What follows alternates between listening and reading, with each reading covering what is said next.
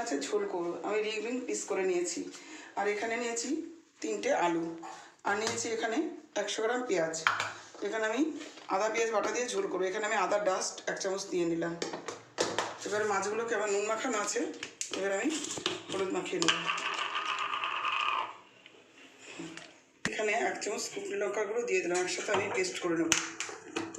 মাছগুলোকে এবার আমি এক এক করে হলুদ মাখিয়ে নেব। এটা বসিয়েছি, কড়াইটা হালকা গরম হয়েছে, আমি তেল দিয়ে দিলাম, ভালো করে গরম হোক। প্রথমে আমি আলুটা ভেজে নিচ্ছি।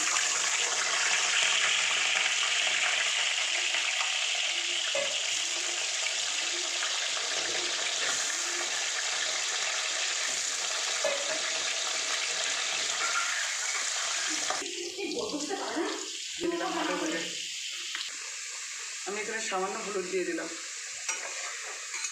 মাছের আলুগুলো লাল লাল করে ভেজে নিয়েছি।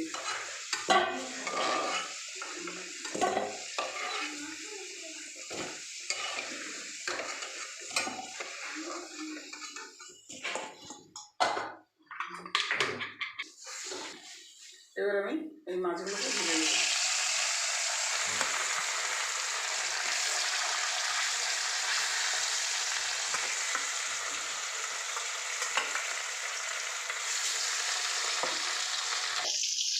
এই আমার মাছগুলো সব ভাজা হয়ে গেছে।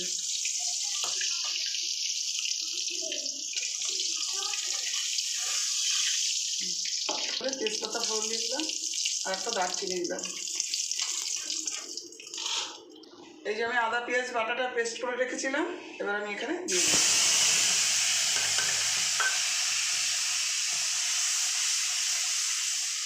এবার আলুগুলোকে আমি এখানে দিয়ে দিলাম, কারণ আলুগুলো কষতে গেলে সেদ্ধ হয়ে যাবে। আমি এখানে লবণ দিয়ে দিলাম। লবণ আপনার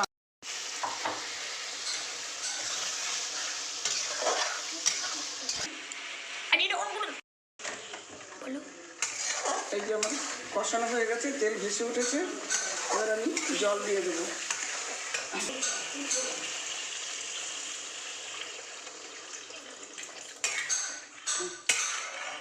মাছের ঝোলে আলুটা সেদ্ধ হয়ে গেছে, এবার আমি মাছগুলোকে দিয়ে দিই এক এক করে।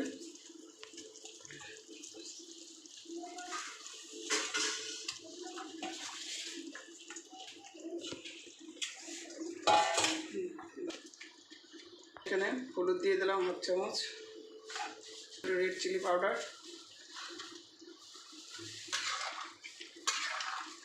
এটা ফুটবে নামিয়ে দেবো। হলুদটা এটাভাবে দিলে পরে কালারটা খুব সুন্দর হবে, এই জন্য আমি এরকমভাবে দিলাম। ঝোলটা হয়ে গেছে, এবার আমি গ্যাসটাকে অফ করে দেবো।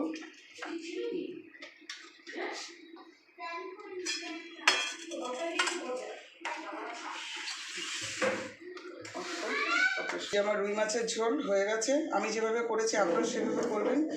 ভালো লাগলে লাইক কমেন্ট শেয়ার করবেন, পাশে থাকা বেল আইকনটি ক্লিক করবেন এবং সকলে সাবস্ক্রাইব করবেন।